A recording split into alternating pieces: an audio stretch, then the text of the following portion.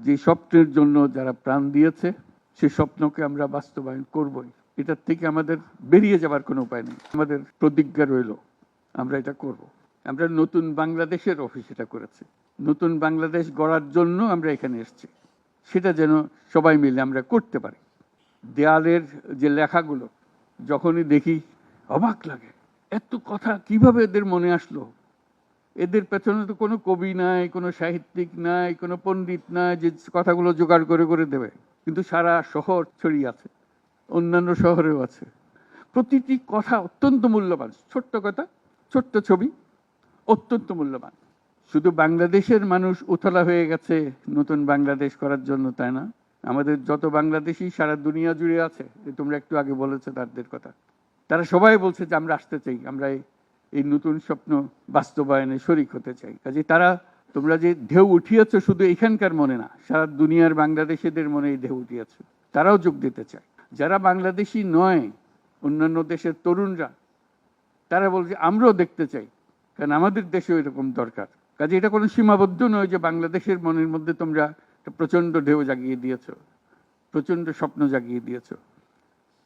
তোমরা সারা পৃথিবীর তরুণকে জাগিয়ে দিয়েছ যে এই তরুণদের হাতেই সৃষ্টি হবে নতুন পৃথিবী।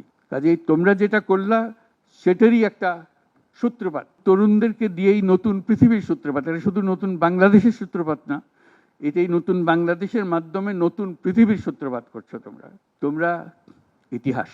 আজকে মনে হচ্ছে সাধারণ কয়েকজন তরুণ সামনে বসে আছে, কিছুদিন পরে এই সাধারণরাই অসাধারণ হিসেবে পৃথিবীব্যাপী স্বীকৃত হবে, যেহেতু তোমরা অসাধারণ কাজ করেছো। সেই কাজে যেন বিরতি না আসে, এটাই হলো আমাদের প্রতিজ্ঞা, যে আমরা যেন করতে পারি।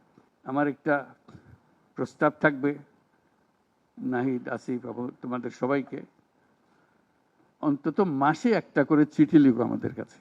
শুধু স্মরণ করিয়ে দেওয়ার জন্য এটা বাকি রয়ে গেল, এটা ঠিক হলো না। কারণ আমরা হয়তো অনেক সময় মাথার থেকে ছুটে যাবে, যেহেতু তোমরা যেভাবে দেখে এসছো আমরা সেভাবে দেখতে জানি না।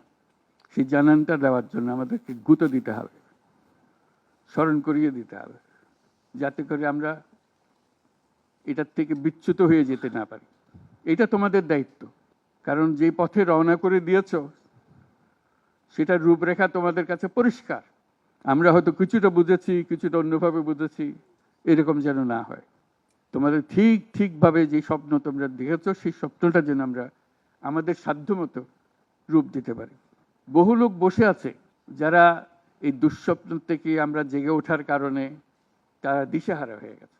একদিন চুপচাপ শুয়ে শুয়ে দুঃস্বপ্নের মধ্যে এরা ছিল, দুঃস্বপ্ন দেখছিল, আমরা শান্ত আনন্দ সহকারে লুটপাট করে যাচ্ছিলাম, হঠাৎ করে গোলমাল হয়ে গেল।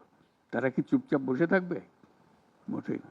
খুব চেষ্টা করবে আবার তোমাদেরকে দুঃস্বপ্নের মধ্যে যাতে ঢুকিয়ে দেওয়া যায়, তারা শান্তমতে আবার শান্তিতে আবার তাদের রাজত্ব চালাতে পারে। তারা চেষ্টার ত্রুটি করবে না। কাজে যে কাজ শুরু করেছো এই কাজ সমাপ্ত না হওয়া পর্যন্ত এর থেকে বেরিয়ে যেও না। বাংলাদেশের জন্ম থেকে আজ পর্যন্ত এই সুযোগ আর আসে নাই, যে সুযোগ তোমরা আমাদের হাতে তুলে দেবে। এই সুযোগ যেন হাতছাড়া না হয়। এই সুযোগ হাতছাড়া হলে বাংলাদেশের আর কোনো ভবিষ্যৎ থাকবে না। কাজে এইটা যেন শুধু রাষ্ট্র নয়, পৃথিবীর সম্মানিত রাষ্ট্র হিসেবে প্রতিষ্ঠিত হতে পারে, যেহেতু তরুণরা এটার হাল ধরেছে। এই কারণেই এটা ভিন্ন, এই কারণে এটা ইউনিক, অনন্য। এই অনন্য একটা দেশ আমরা তৈরি করতে চাই।